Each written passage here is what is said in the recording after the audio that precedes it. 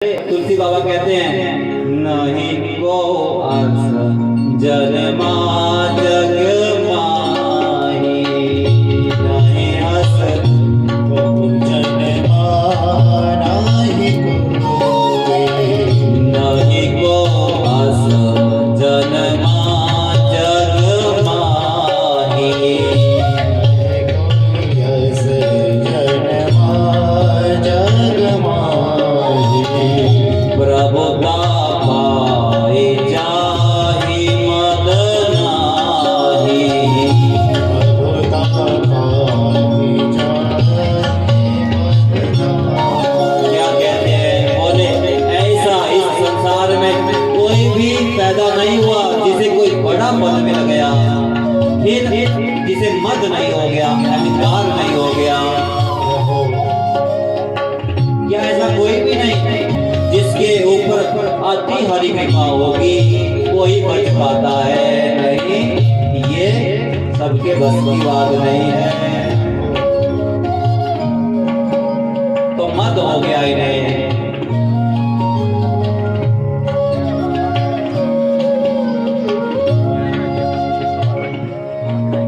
अपनी कन्या सती मैया का विवाह शंकर भगवान से किया है। एक दिन की बात है, एक घटना घटी।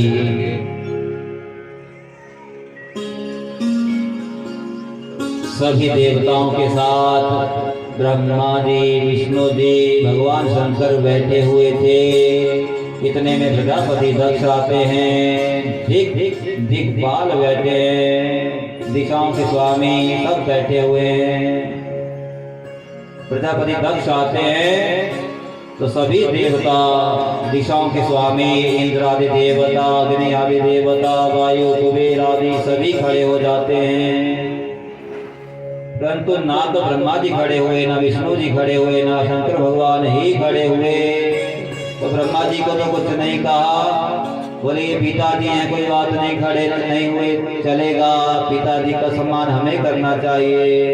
और ये भगवान नारायण श्री हरि तो ब्रह्मा जी के भी पिताजी हैं, तो बोले ये नहीं खड़े हुए तो कोई बात नहीं, पर इसको तो मैंने देखो कन्या दी है।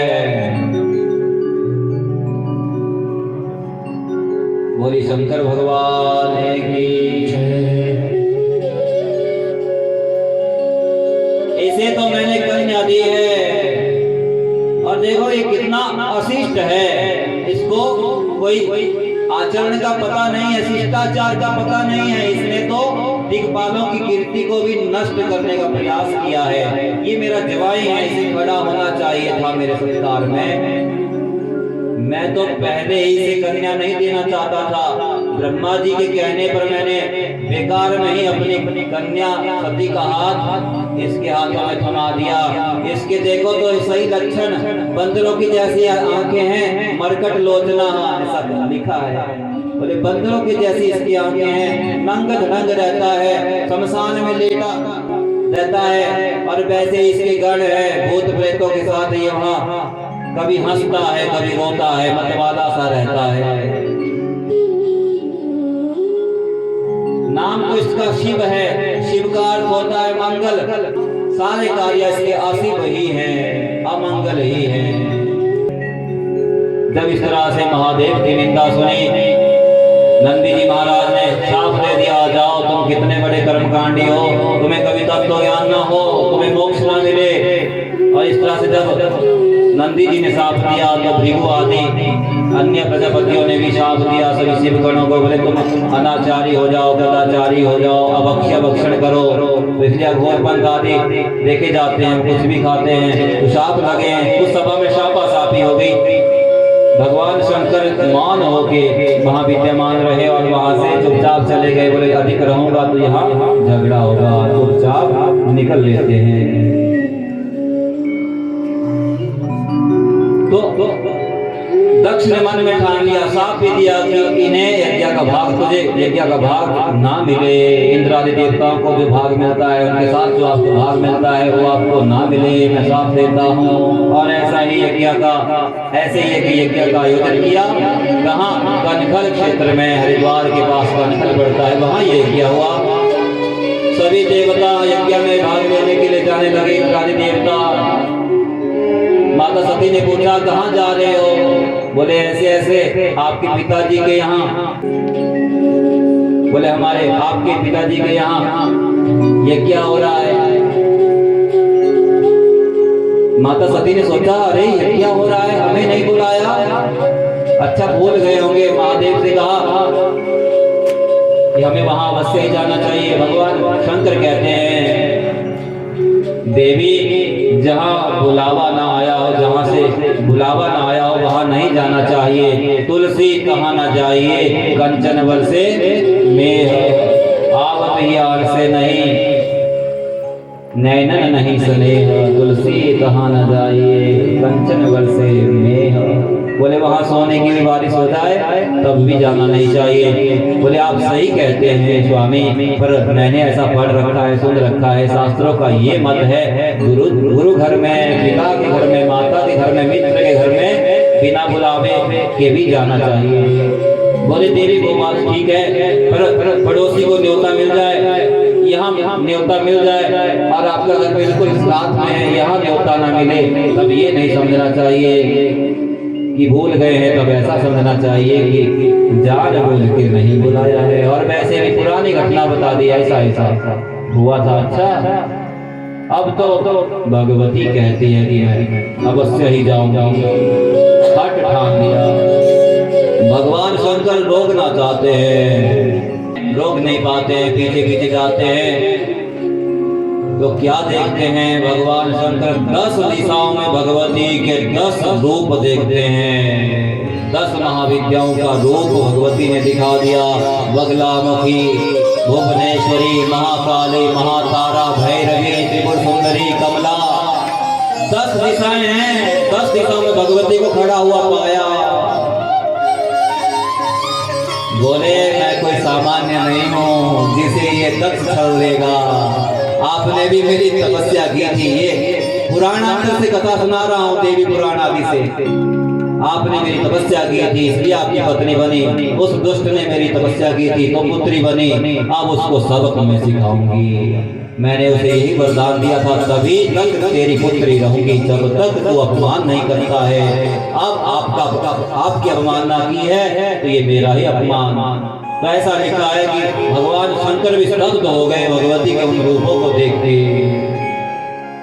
भगवती सामान्य नहीं है, उनसे कोई भूल नहीं, वो स्त्री हट नहीं है, वो जग जननी का हट है।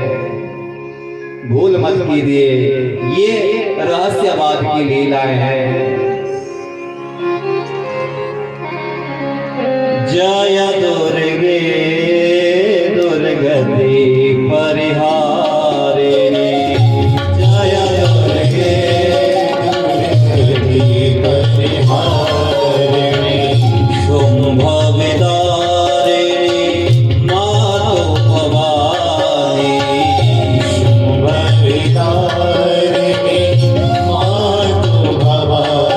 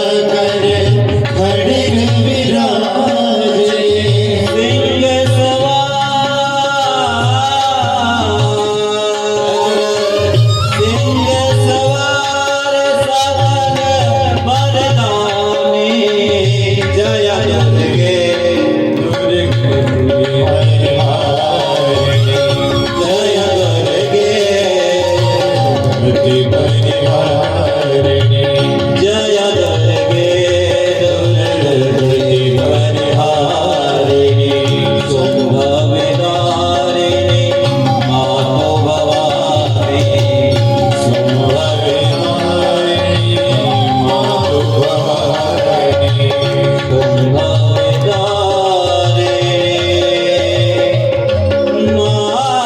मातो भवानी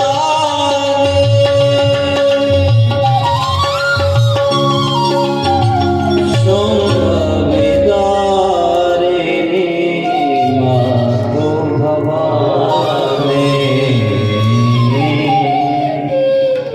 भगवान शंकर जान गए अब ये रुकने वाली नहीं है। शिव पुराण में कथा आती है 60,000 भगवान शंकर के गण भगवान शंकर की ही प्रेरणा से रुद्रगण भगवती के साथ जाते हैं नंदी भृंगी आदि। बोले जाओ अब देखना ये क्या करना चाहती है, ये क्या करेंगी।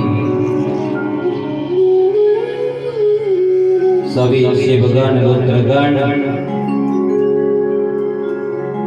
कनखल की और माता सती के साथ माता सती के पीछे पीछे चलते हुए यज्ञ भवन में प्रवेश किया। किसी ने कोई सम्मान नहीं किया। बहनें देखती हैं और मंद मंद मुस्कुराती हैं, देखो तो सही इनको बुलाया भी नहीं है। मन ही मन मुस्कुराती है, अच्छा अच्छा ठीक है आओ आओ ठीक है बढ़िया। और मन ही मन देखो तो सही बुलाया भी नहीं है, आ गई है ये। जद्यपि जग दारुण दुख नाना सब ते कठिन जाति अवमाना। यद्यपि संसार में बहुत सारे दुख हैं पर सबसे अधिक दुख यदि है, सबसे अधिक कष्ट यदि होता है तो अपनों के द्वारा ही। जब अपनों के सामने कोई व्यक्ति अपमानित होता है, तिरस्कृत होता है, इसके बराबर दुख नहीं है। आज भगवती ने इस दुख का भी सामना किया। बोले कोई बात नहीं,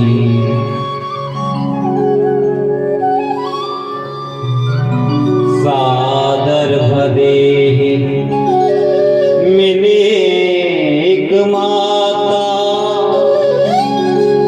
भगिनी मिली बहुत मुस्कुराता। आदर के साथ एक माता ही मिली, सरस्वती मैया ही आदर से मिली और सभी बहनें तो मंद मंद मुस्कुरा रही हैं। सीना छलनी हो रहा है, घाव गहरे हो रहे हैं, क्या करें कहाँ जाएं। इतने में दक्ष वहां आए। अच्छा तुम आ गई हो तो ठीक है, कहीं वो मरकट लोचन वो नंग ढंग रहने वाला वो तुम्हारा पति तो कहीं आया नहीं है तुम्हारे साथ। इतने में यज्ञशाला की यज्ञ मंडप की ओर दृष्टि पड़ी तो देखा वहां पे शंकर भगवान के लिए कोई स्थान ही नहीं है, कोई भाग ही नहीं है।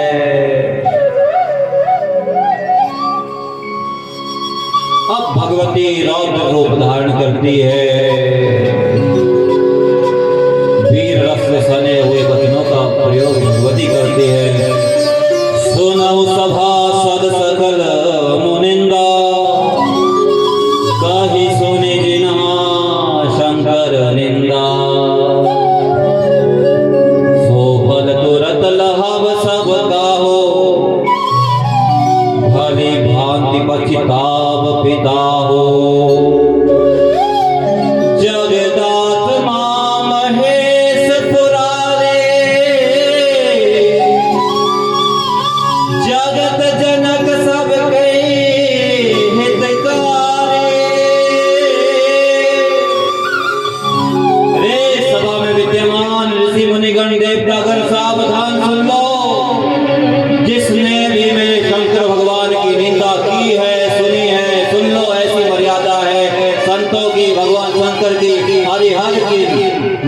जहाँ होती है, या तो उस सभा को छोड़ देना चाहिए या निंदा करने वाले की जीभा को काट देना चाहिए।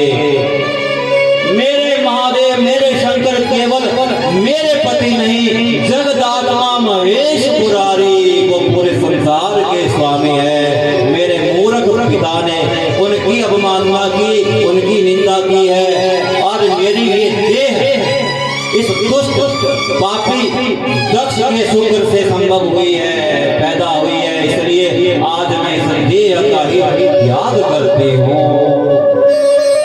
अस कही जोग अग्नि तनु जारा,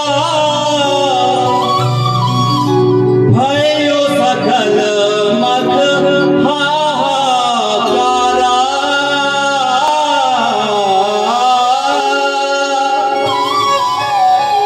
ऐसा कहते हुए भगवती ने योग अग्नि को प्रकट किया और सबके समक्ष वही अपने प्राणों का त्याग कर दिया। पूरे यज्ञ में, पूरी सभा में हाहाकार मच गया हुआ। सभी रुद्रगण, नंदी, भृंगी आदि देख के स्तब्ध रह जाते हैं। हाय जगदम्बी, हाय मृडानी, हाय भवानी, हे महादेव शंभो, हम कुछ कर नहीं पाए, हम कुछ कर नहीं पाए, रोक नहीं पाए अपनी मैया को। ऐसा आवेश आया, 20,000 गणों ने तो अपने खड्ग से अपना शीश लाट दिया। हम कुछ कर नहीं पाए महादेव, कुछ करना चाहते थे, बदला लेना चाहते थे, तो भृगु आदि ऋषियों ने रोक दिया, मंत्रों का प्रयोग किया। महान हाहाकार उस यज्ञ में, महान शोक की लहर शिवगणों में। देवर्षि नारद ये सब सिद्धांत जानकर भगवान शंकर के पास गए, महादेव को सूचना दी। भगवान शंकर क्रोध के आवेश में आकर अपने सिर से जटा उखाड़ते हैं, पटकते हैं। भद्रकाली वीरभद्र जी प्रकट होते हैं। जाओ वीरभद्र, तुम मेरे अंश हो, तुम में और मुझ में कोई अंतर नहीं है, तुम्हें आज कोई रोक नहीं पाएगा। मेरी आज्ञा से तुम जाओ, दुष्ट पापी का ध्वंस कर डालो, उसके यज्ञ को नष्ट कर डालो। जो कोई भी सामने आए, किसी को छोड़ना मत, सबको दंडित कर डालो। और वीरभद्र जी को भी लगा कि आज कोई मेरे सामने टिकेगा नहीं, और एक तरह से अंधड़ सा लेके, करोड़ों सैनिकों को लेके वीरभद्र जी महाराज कनखल की ओर द्रुत गति से गमन करते हैं। अंधड़ आ रही है, आंधी से पुराण में बना है, खून की, रक्त की वृष्टि होती है, दीप की वृष्टि होती है, पुल का पाप होते हैं, बिच्छुओं की वृष्टि होती है, स्वर्गों की वृष्टि होती है। प्रसूति मैया कहती है, निश्चय है अब जो ये घोर मिथ्या यहाँ पे सती का तिरस्कार जो यहाँ हमारे स्वामी दक्ष के द्वारा किया गया, उसका प्रतिफल अब सबको मिलने वाला है, कोई बचेगा नहीं। ये अकाल ही प्रलय आ गया है, ऐसा जान पड़ता है। तो वीरभद्र भद्रकाली अपने रुद्र गणों के साथ आते हैं। प्रजापति दक्ष का सिर धड़ से अलग कर डालते हैं। भृगु आदि ऋषियों को भी दंडित करते हैं, भृगु की दाढ़ी नोच लेते हैं, गोखा के दांत तोड़ देते हैं, भक्त देवता के नेत्र खंडित कर देते हैं। सभी देवताओं को दंडित किया। अंत में भगवान आदि पुरुष नारायण यज्ञ की रक्षा करने के लिए वहां ब्रह्मा जी के साथ प्रकट होते हैं और सभी शंकर भगवान से प्रार्थना करते हैं, प्रभु ये भूलवश इस पापी अज्ञानी दक्ष से ये अपराध बन गया, क्षमा कीजिए। सभी विनम्र प्रार्थना करते हैं। नमामि शमीशान निर्वाण रूपम विभुं व्यापकं ब्रह्मवेद स्वरूपम। डिम डिम डिम गद डिम बडिम बडमरूपाणं सदा यस्य वै भुं भुं भुं कद सर्वजागरित्यं घं घं घं च घंटाबलं बम बम बम भंकत बम बम वहनम कारुण्य पुण्यात् परम भम भम भंकत भम भम नयनम ध्यायेत शिवम शंकरम। हे प्रभु, हम आपके शरणागत हैं, हम आपके स्वरूप को समझ नहीं पाए। आप ब्रह्मा जी के मस्तक से प्रकट जरूर हुए हैं, पर आप ईश्वरों के भी ईश्वर हैं। आप में और नारायण में कोई भेद नहीं है, हम आपको समझ नहीं पाए। बड़ी भूल हुई है, सबको क्षमा करें। यज्ञ की रक्षा जिससे हो वैसा उपाय बताएं।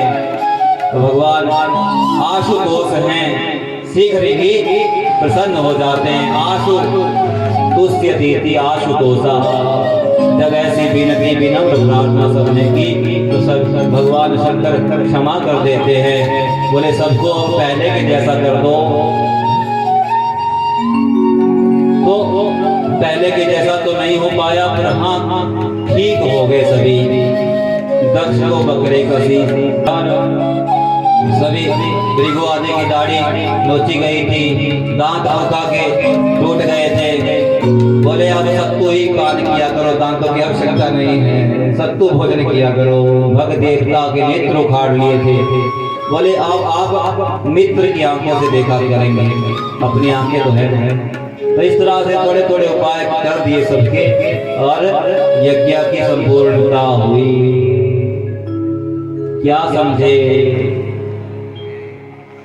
किसी को यदि बड़ा पद मिल जाए तो उसे अहंकार में नहीं भूलना चाहिए, उसे बचाना चाहिए। जब किसी को बड़ा पद मिले तो उसकी मर्यादाएं भी बड़ी हो जाती हैं। उसे बड़े अनुशासन का आदर्श प्रस्तुत करना चाहिए। बड़ा पद छोटों को दबाने के लिए या दूसरों का अपमान करने के लिए नहीं होता है। चाहे वो प्रधानमंत्री का पद हो, चाहे मुख्यमंत्री का हो, चाहे एमएलए का हो, चाहे कोई और अन्य जितने भी IAS STM जो भी कितने भी पद हैं, आज ये दुरुपयोग हो रहा है। आगे चलकर देखिएगा क्या परिणाम होगा।